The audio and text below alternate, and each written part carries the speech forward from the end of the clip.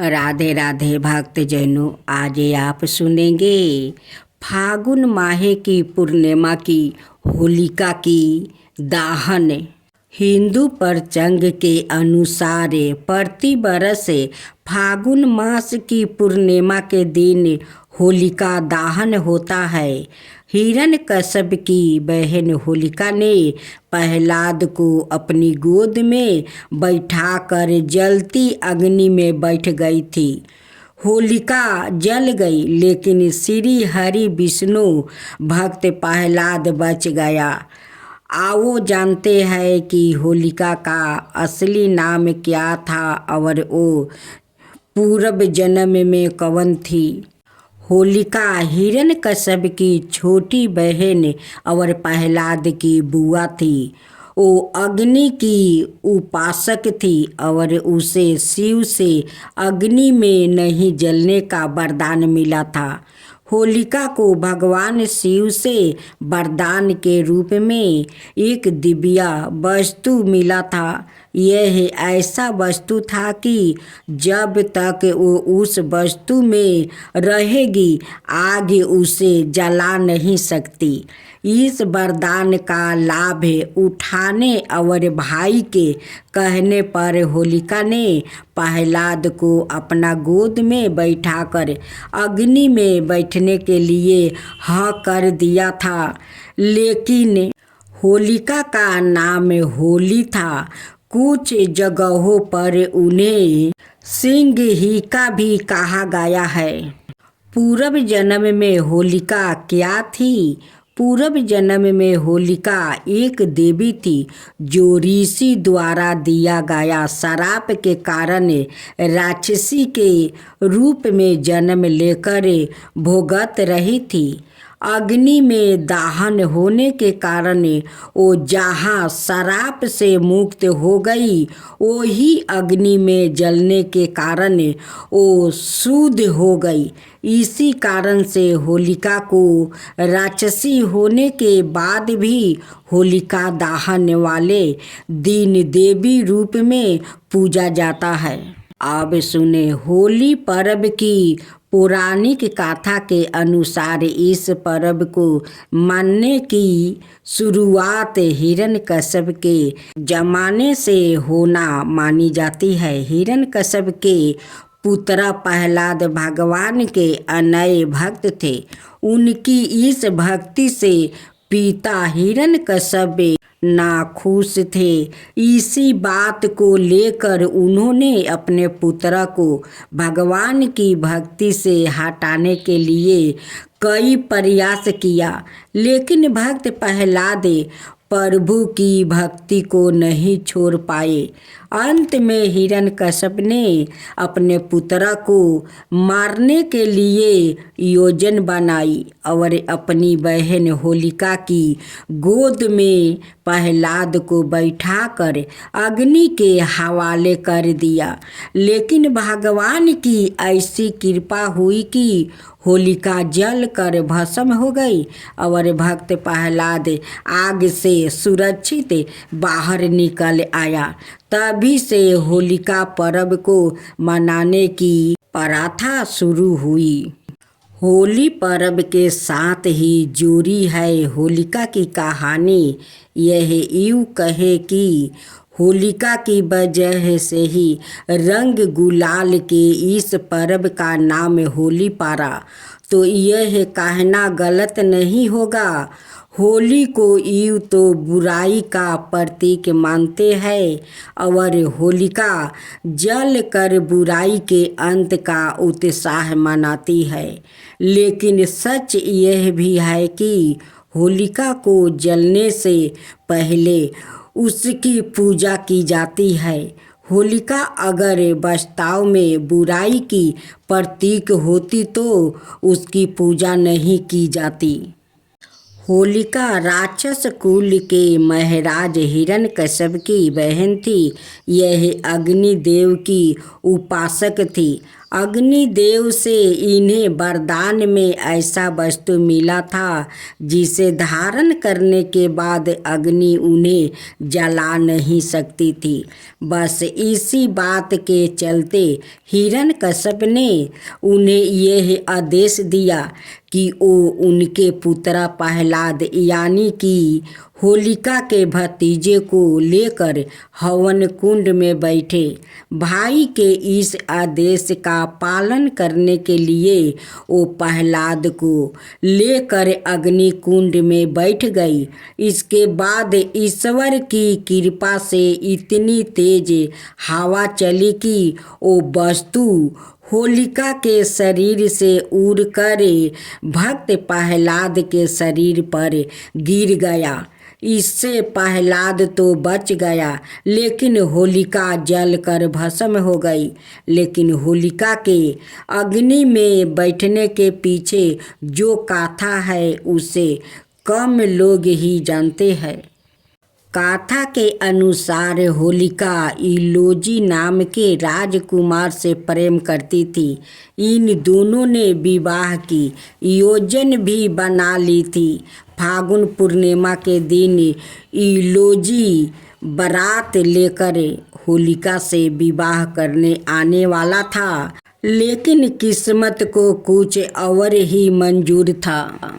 हिरण्यकश्यप ने होलिका को आदेश दिया कि वो प्रहलाद को अपनी गोद में लेकर चिता पर बैठ जाए। अग्निदेव के वरदान के कारण तुम्हें कुछ नहीं होगा, लेकिन प्रहलाद जल जाएगा। होलिका इस क्रूर काम के लिए तैयार नहीं हुई तो हिरण्यकश्यप ने होलिका को यह भय दिखाया कि अगर उसने आदेश का पालन नहीं किया तो इलोजी के साथ विवाह नहीं होने देगा और इलोजी को दंडित भी करेगा। अपने प्रेम को बचाने के लिए होलिका ने आदेश का पालन किया और चिता पर प्रहलाद को लेकर बैठ गई, लेकिन चुपके से प्रहलाद को अग्निदेव के वरदान से बचा लिया और खुद जल कर खाक हो गई। इलोजी इन सब बातों से अनजाने जब होलिका से विवाह करने बारात लेकर आया तो सामने होलिका की राख देखकर व्याकुल हो उठा और हताश होकर वन में चला गया। अब आप सुने एक नई कथा। बहुत पहले की बात है। एक राजा अहंकारी था। उसका बहुत अहंकार था। वो खुद को भगवान मानता था, शक्तिशाली मानता था।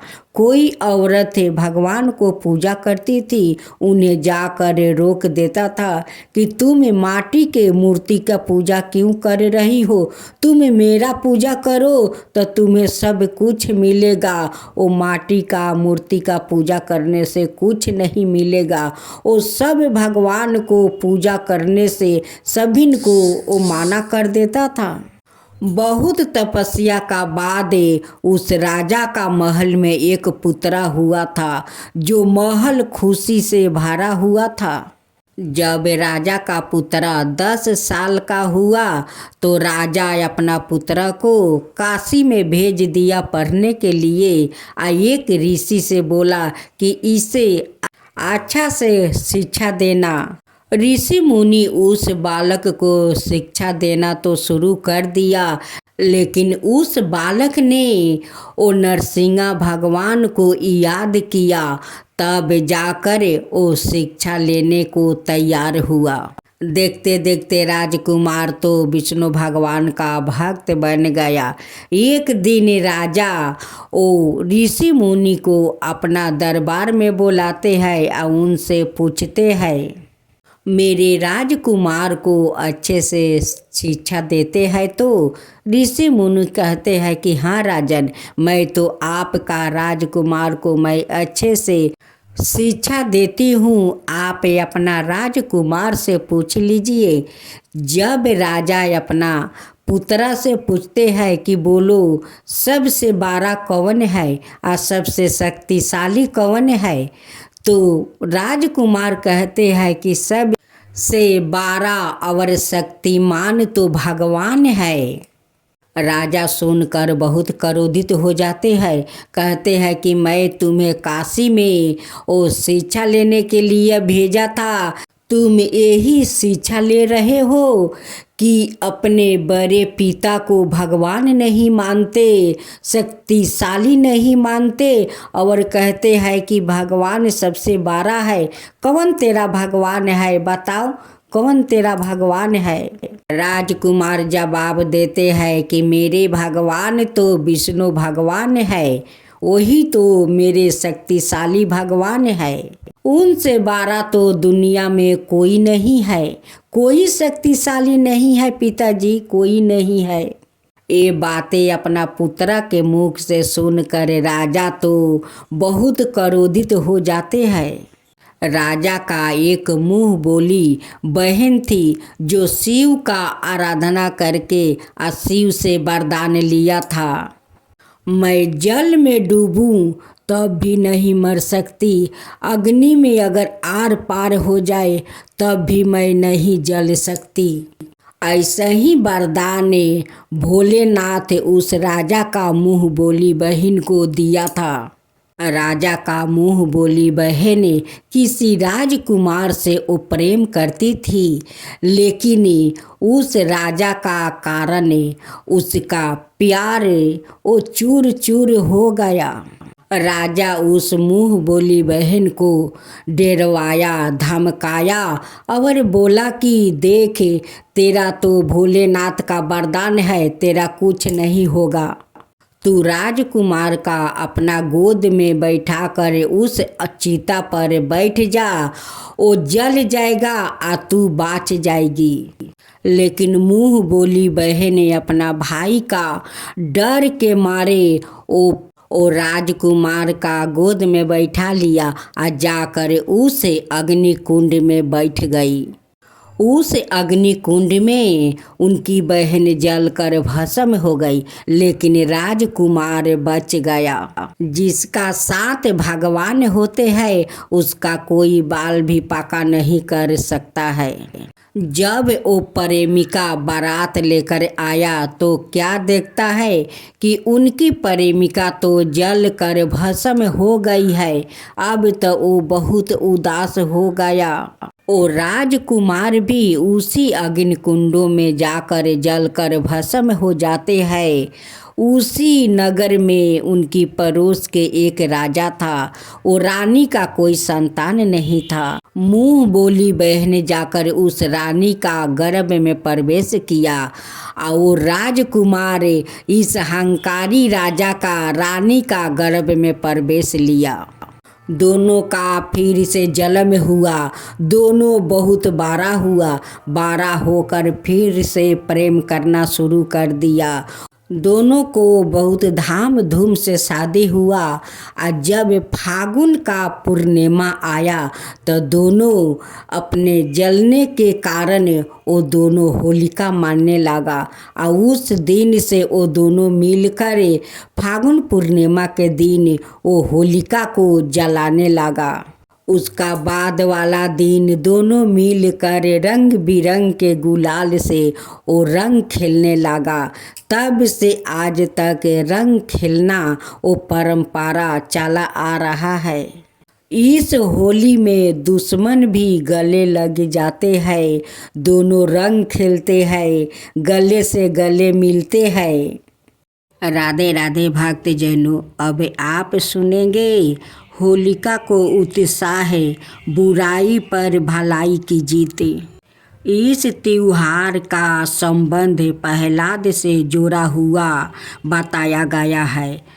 दैत्यराज हिरण्यकश्यप ने अपने विष्णु भक्त पुत्र प्रहलाद को मारने के अनेक उपाय किया, लेकिन फिर भी वो असफल रहा।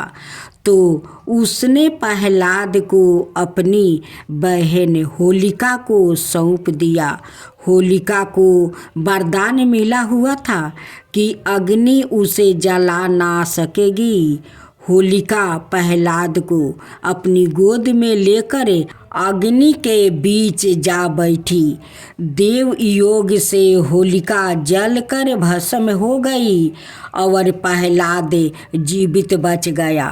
तभी से होली चलने की परंपरा चल पड़ी, क्योंकि इसमें होलिका के रूप में बुराइयों को ख़त्म करने का महत्व छिपा हुआ है। इस त्योहार के बारे में ऐसा भी कहा जाता है कि एक बार भगवान शिव तपस्या करने इतने लीन हो गए कि ब्रह्मांड को भी वो भूल गया, जिसके परिणाम स्वरूप संसार चक्र की प्रक्रिया को ही खतरा पैदा हो गया। तब उनका ध्यान भंग करने के लिए देवताओं ने कामदेव और उसकी पत्नी रति को भेजा। वो उनके सामने ही रति कीड़ा में संलग्न होकर काम में बाण छोड़ने लगी। ऐसा करने से जैसे ही भगवान शिव का ध्यान भंग हुआ तो उनकी क्रोध अग्नि भड़क उठी। उसके परिणाम स्वरूप उनका तीसरा नेत्र खुल गया। उसने निकली ज्वाला में कामदेव भस्म हो गया। अपने पति की मृत्यु से दुखी होकर रति विलाप करने लगी। क्रोध शांत होने पर भगवान शिव ने रति को कामदेव से पुण्य मिलन का वरदान दिया, जिससे दृष्टि के विकास में उत्पन्न बाधा दूर हो गई। इससे हर्षोल्लास का वातावरण निर्मित हो गया।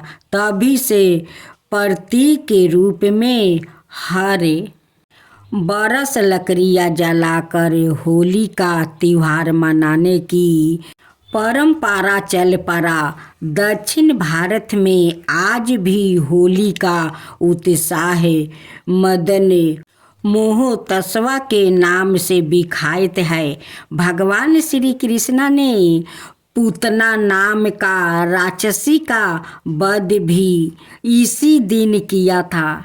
इसी खुशी में होली का त्योहार वृंदावन में मनाया जाता है। इसी पूर्णिमा को उन्होंने गोप और गोपियों के साथ रास लीला रचाई और दूसरे दिन रंग खेलने का उत्साह मनाया गया।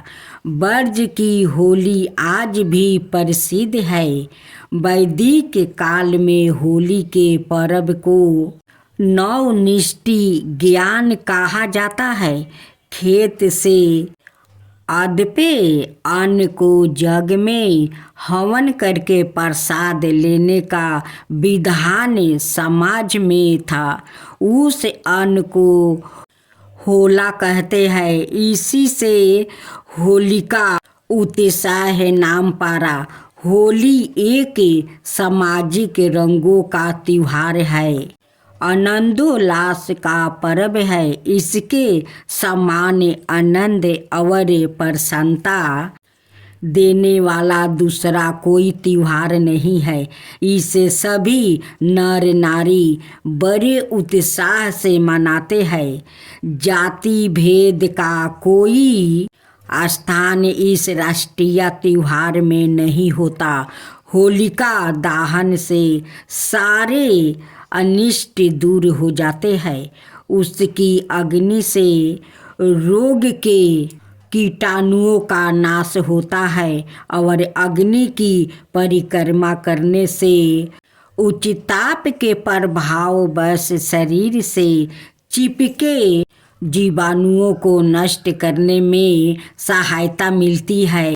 शिव पुराण में लिखा है कि फागुन पूर्णिमा के दिन जो लोग चित्त को एकग्रह करके हिंडोले में झूलते हुए श्री गोविंद पुरुषोत्तम के दर्शन करते हैं वो निश्चय ही वैकुंठ लोग को जाते हैं।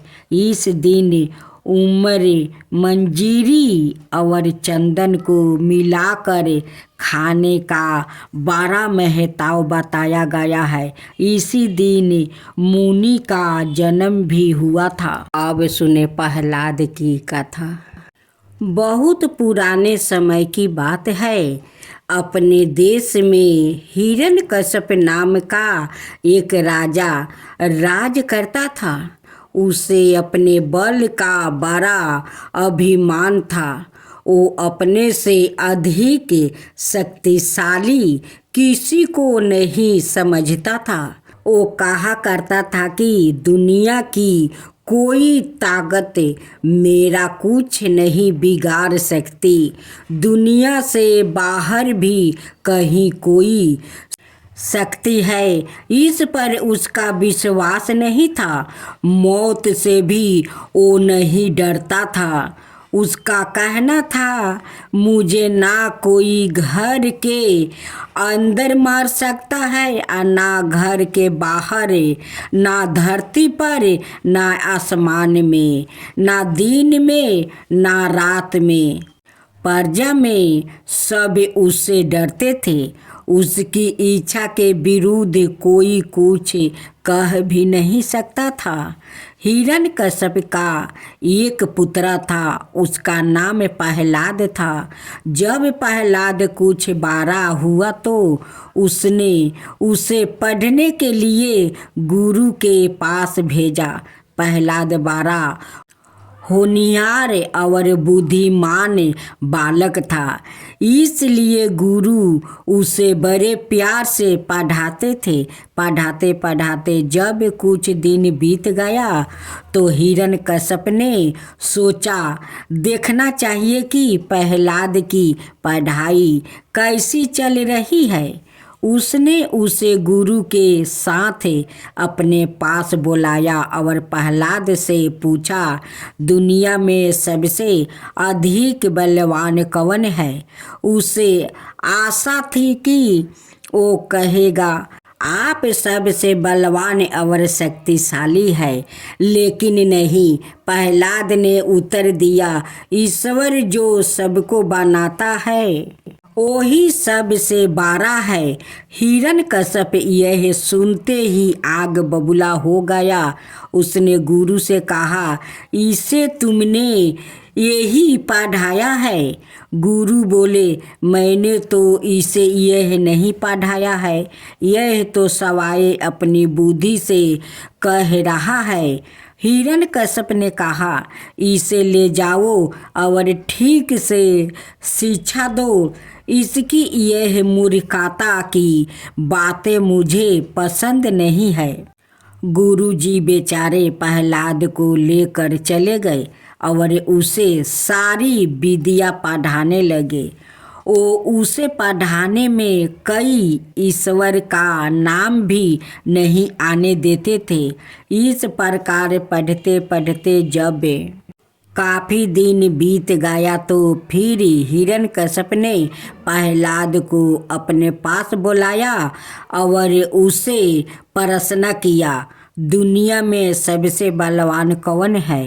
प्रहलाद ने फिर वही उत्तर दिया, ईश्वर। हिरण्यकश्यप के तन बदन में आग लग गई। उसने क्रोध में भर कर कहा, ईश्वर ईश्वर किस चिड़िया का नाम है? तू मेरे बल को नहीं जानता?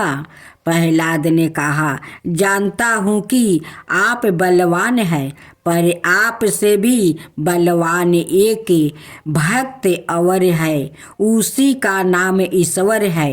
हिरण्यकश्यप ने कहा, यह ढीठ बालक, ऐसे ठीक नहीं होगा। जब अभी से यह हाल है तो आगे चलकर क्या होगा?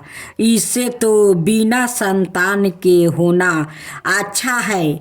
इसे अपना बल दिखा देता हूँ, उसने अपने 2 मोटे तगड़े नौकरों को एक साथ आवाज दी।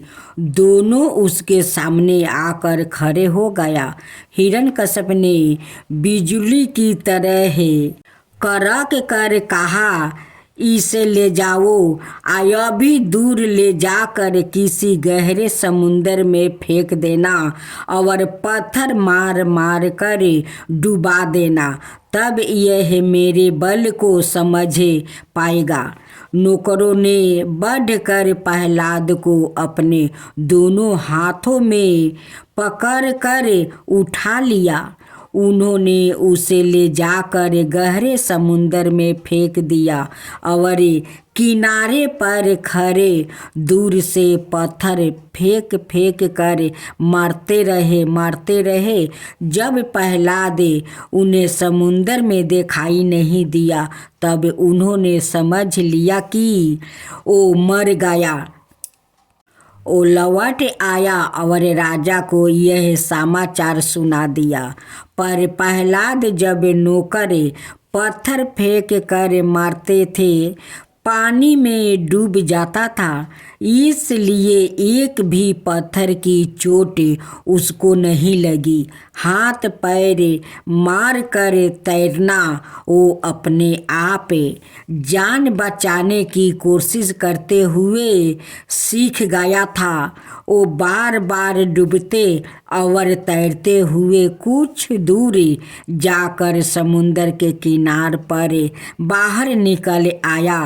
एक दिन शाम के समय हिरण्यकश्यप अपने घर के बाहर बरामद में बैठा हुआ था कि प्रहलाद उसके सामने आकर नीचे आंगन में खड़ा हो गया। हिरण्यकश्यप को बड़ा आश्चर्य हुआ। उसने पूछा, तू बच कैसे गया? प्रहलाद ने कहा, ईश्वर की दया से। हिरण्यकश्यप मुंह बिगाड़ कर बोला, फिर वही ईश्वर कहाँ है तेरा ईश्वर? क्यों, तूने उसे देखा है? प्रहलाद ने कहा, देखा तो नहीं, पर ऐसी कोई जगह नहीं जहाँ वो मौजूद ना हो। हिरण्यकश्यप ने कहा, तो क्या वो यहाँ भी मौजूद है? प्रहलाद ने कहा, हाँ, वो दुनिया की हर चीज में हर समय मौजूद रहता है। हिरण्यकश्यप ने और कोई चीज सामने ना पाकर बरामद के खंभे की ओर इशारा करके पूछा, तो क्या वो इस खंभे में भी है? प्रहलाद ने जोर देकर कहा, हाँ। हिरण्यकश्यप प्रहलाद की इस हाँ को सुनते ही क्रोधित होकर अपने से बाहर हो गया। उसने खड़े होकर अपनी पूरी ताकत से दोनों हाथों से खंभे में धक्का मारा और बोला, देखा कहाँ है इसमें ईश्वर? खंभा बीच में से आधा टूट कर दूर जा गिरा और हिरण्यकश्यप उस बीच में टूटे हुए खंभे पर धड़ाम से अंधे मुंह गिर जाता है। इतने में टूटे हुए खंभे का आधा ऊपर का भाग उसके ऊपर आ गिरा। उसका सिर चकनाचूर हो गया और सारा शरीर लहूआन हो गया। वो ही दबा कर मर गया। उस समय सूरज डूब रहा था। ना दिन था ना रात। वो ना घर के अंदर था और ना बाहर, आंगन में और ना धरती पर था ना आकाश में। प्रहलाद तो नरसिंह भगवान का वो सच्चा भक्त था और नरसिंह भगवान तो उस हिरण्यकश्यप को दिखा दिया कि सब जगह भगवान रहते हैं। कहाँ नहीं है भगवान? सब कण कण में भगवान बसते हैं। राधे भक्त जनों, अब आप सुनेंगे फागुन माहे की कृष्णा भगवान की दाव अग्निपान की कहानी। एक बार ग्वाल वाले अपनी गाय को चरती हुई छोड़कर भगवान कृष्णा का और बलिराम के साथ खेल कूद में लग गया।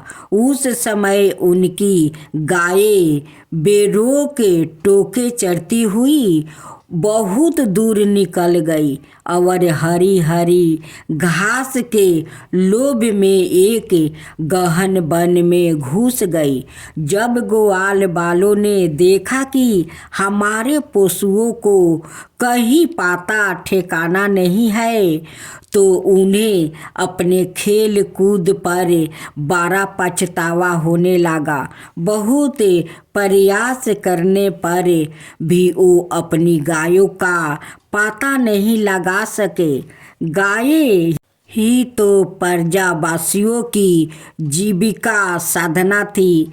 उनके ना मिलने पर सभी ग्वाल वालों अचेत से हो गया। फिर वो गौओं के खूर का निशान देखते हुए और उनका पता लगाते हुए आगे बढ़े। अंत में उन्होंने देखा कि उनकी गायें सड़क डोन के वन में रास्ता भूल कर डकर रही है। वो सब गायों को लेकर लौटने लगे। उस समय सारे ग्वाल वाले बिल्कुल थक गए थे। उन्हें जोर से प्यास लगी हुई थी। इससे सब के सब व्याकुल हो रहे थे।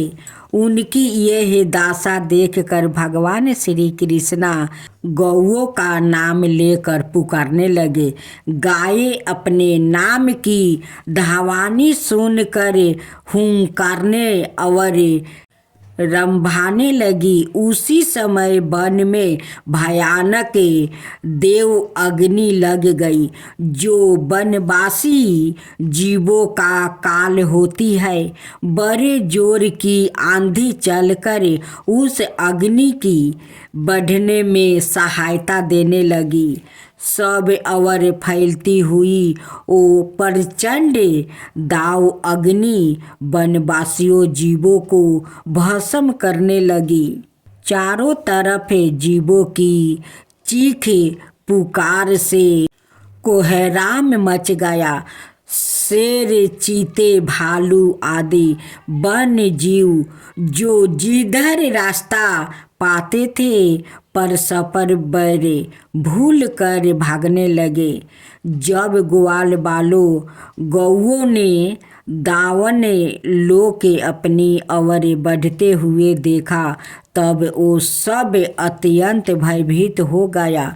मृत्यु से भयभीत ग्वाल वालों भगवान श्री कृष्णा बलराम को घेर कर प्राण रक्षा की प्रार्थना करने लगे। उन्होंने कहा, प्यारे श्री कृष्णा, हम सब तुम्हारी शरण में है। हम दौलान से जलना ही चाहते हैं। हमें जल्दी बचाओ। हम लोग भाई, बंधु, मित्रा, रक्षक सब तुम्हें ही मानते हैं। श्याम सुंदर, तुम्हारे सिवा कोई भी हमारा रक्षक नहीं है। हमें केवल तुम्हारा ही भरोसा है। आपने शाखा ग्वाल वालों के दीन वचन सुनकर श्री कृष्णा ने कहा, मित्रों, चिंता मत करो। मैं तुम लोगों की अवश्य ही रक्षा करूँगा। तुम सब अपनी आंखें बंद कर लो। भगवान की आज्ञा सुनकर ग्वाल वालों ने बहुत अच्छा कहकर अपनी आंखें बंद कर लिया। उसके बाद भगवान श्री कृष्णा ने उसे भयकुंडर दावा अग्नि को पी लिया। जब ग्वाल वालों ने अपनी आंखें खोली तो अपने को बट वृक्ष के पास सुरक्षित पाया।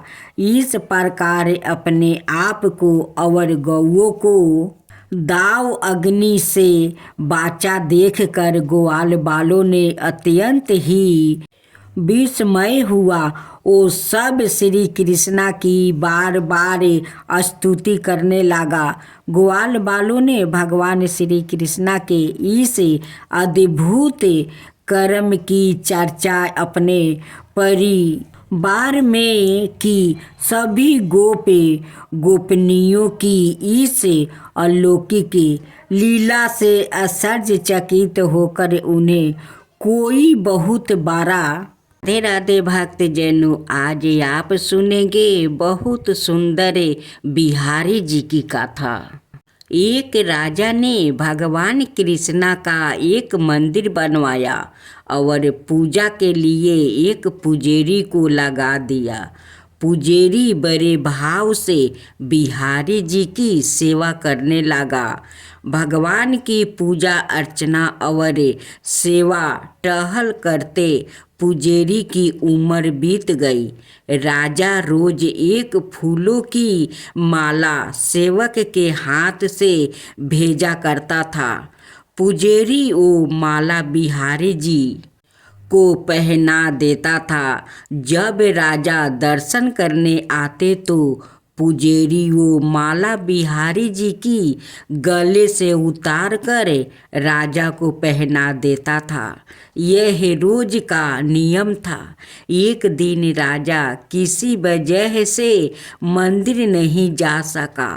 उसने एक सेवक से कहा, माला लेकर मंदिर जाओ और पुजारी से कहना आज मैं नहीं आ पाऊंगा। सेवक ने जाकर माला पुजारी को दे दिया और बता दिया कि आज महाराज का इंतजार ना करे। सेवक आपस आ गया। पुजारी ने माला बिहारी जी को पहना दिया। फिर उन्हें विचार आया कि आज तक मैं अपने बिहारी जी की चढ़ाए माला राजा को ही पहनाता रहा। कभी यह सौभाग्य मुझे नहीं मिला। जीवन का कोई भरोसा नहीं, कब रूठ जाए। आज मेरे प्रभु ने मुझ पर बड़ी कृपा की है। राजा आज आएंगे नहीं तो क्यों ना माला मैं पहन लूं। यह सोचकर पुजारी ने बिहारी जी की गले से माला उतार कर सवाए पहन लिया। इतने में सेवक आया और उसने बताया कि राजा की सवारी बस मंदिर में पहुंचने ही वाला है। यह सुनकर पुजारी कांप गया। उन्होंने सोचा अगर राजा ने माला मेरे गले में देख लिया तो मुझ पर क्रोधित होंगे। इस भय से उन्होंने अपने गले से माला उतार कर बिहारी जी को फिर से पहना दिया। जैसे ही राजा दर्शन को आया तो पुजारी ने नियम अनुसार फिर से वो माला उतार कर राजा के गले में पहना दिया। माला पहन रहे थे तभी राजा को माला में एक सफ़ेद बाल दिखाई दिया। राजा को सारा माजरा समझ गया कि पुजारी ने माला सवाए पहन ली थी और फिर निकाल कर वापस डाल दिया होगा। पुजारी ऐसा छल करता है। यह सोचकर राजा को बहुत गुस्सा आया। उसने पुजारी जी से पूछा, पुजारी जी यह सफ़ेद बाल किसका है। पुजारी को लगा कि अगर सच बोलता हूँ तो राजा दंड देंगे। इसलिए जान बचाने के लिए पुजारी ने कहा, महाराज यह सफ़ेद बाल तो बिहारी जी का है। अब तो राजा गुस्से से आग बबूला हो गया कि यह पुजारी झूठ पर झूठ बोले जा रहा है। भाला बिहारी जी की बाल भी कहीं सफ़ेद होते हैं। राजा ने कहा, पुजेरी, अगर यह सफ़ेद बाल बिहारी जी का है तो सुबह श्रृंगार के समय मैं आऊँगा और देखूँगा कि बिहारी जी की बाल सफ़ेद है या काले। अगर बिहारी जी की बाल काले निकले तो आपको फांसी हो जाएगी। राजा हुक्म सुनाकर चला गया। अब पुजेरी रो कर बिहारी जी से विनती करने लगा, प्रभु मैं जानता हूँ आपके सम्मुख मैंने झूठ बोलने का अपराध किया है। आपने गले में डाली माला पुण्य आपको पहना दिया। आपकी सेवा करते करते वृद्धा हो गया। यह लालसा ही रही कि कभी आपको चढ़ी माला पहनने का सौभाग्य मिले। इसी लोभ में यह सब अपराध हुआ। मेरे ठाकुर जी, पहली बार यह लोभ हुआ है और ऐसी विपत्ति आ पड़ी है। मेरे नाथ अब नहीं होगा ऐसा अपराध, अब आप ही बचाइए, नहीं तो कल सुबह मुझे फांसी पर चढ़ा दिया जाएगा। पुजेरी सारी रात रोते रहे।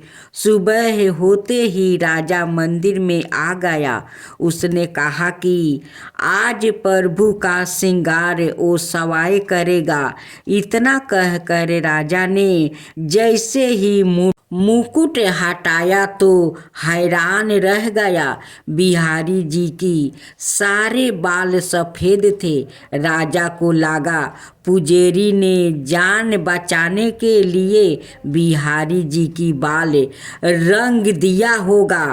गुस्से से तमतमाते हुए उसने बाल की जांच करनी चाहिए, बाल असली है या नकली। अब समझने के लिए उसने जैसे ही बिहारी जी की बाल तोड़े, बिहारी जी की सिर से खून की धारा बहने लगी। राजा ने प्रभु के चरणों पकड़ लिया और क्षमा मांगने लगा। बिहारी जी की मूर्ति से आवाज़ आई, राजा तुमने आज तक मुझे केवल मूर्ति ही समझा, इसलिए आज से मैं तुम्हारे लिए मूर्ति ही हूँ। पुजेरी जी मुझे साक्षात भगवान समझते हैं। उनकी श्रद्धा की लाज रखने के लिए आज मुझे अपने बाल सफ़ेद करने पड़े। वो रक्त की धारा भी बहनी पड़ी। तुझे समझने के लिए यह कहानी किसी पुराण से तो नहीं है, लेकिन इसका किसी पुराण की कथा से कम नहीं है। कहते हैं समझो तो देव नहीं तो पत्थर, श्रद्धा हो तो उन्हीं पत्थरों में भगवान संपन्न होकर भक्त से मिलने आ जाएंगे। तो देर किस बात की, चले ईश्वर की ओर। बोलो राधे राधे।